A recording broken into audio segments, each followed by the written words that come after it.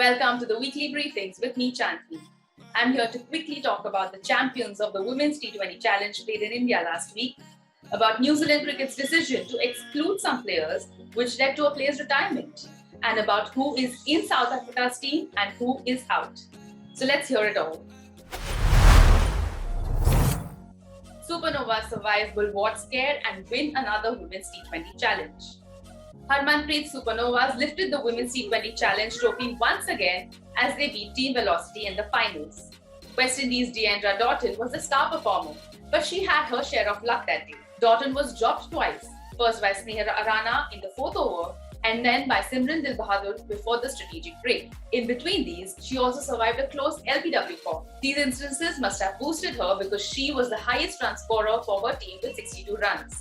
Team Velocity fought back well even though they lost early wickets. Wolvaardt with her 62 not out stood at the crease right till the end, but Alana King with her 3 wickets and her partner Doughton kept picking up wickets from the other end, eventually crossing the finish line for the Supernovas.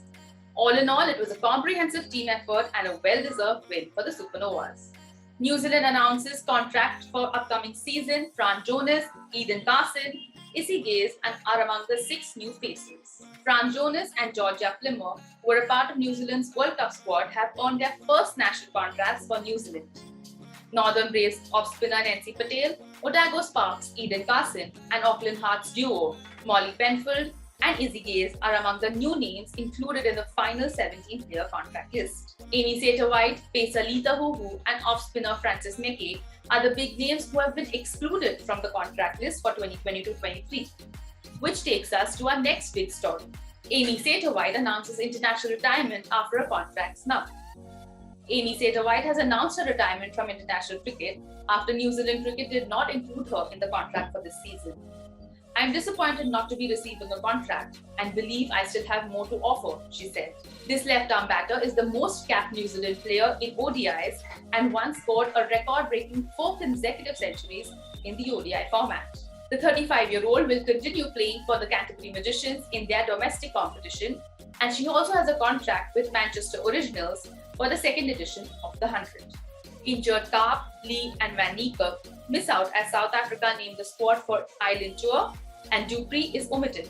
South Africa have announced a 15-member squad for the 6th-match tour of Ireland, scheduled to start with 3 T20 internationals on June 3rd.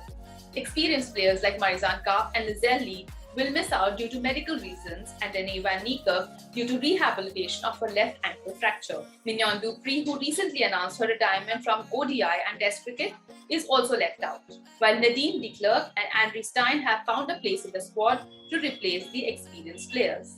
Sophie Devine continues with Perth Scorchers and Sophie Molyneux re-signs with Melbourne Renegades. New Zealand captain Sophie Devine will continue for the defending champions Perth Scorchers in the 8th season of the Women's Big Bash League. After spending 5 years with the Adelaide Strikers since season 1, she departed to join the Scorchers in the 6th season. It will be Devine's 3rd successful year with the Scorchers. Meanwhile, captain Sophie Molyneux also re-signed with the Melbourne Renegades for 2 years. All-rounder Molyneux has been a part of the Renegades since its inception in 2015, when she made her debut as a teenager. With that, it's a wrap on this week's show. Do drop in your views in the comment section below. We'll be waiting. Until next week, keep yourself hydrated, think positive, and be happy.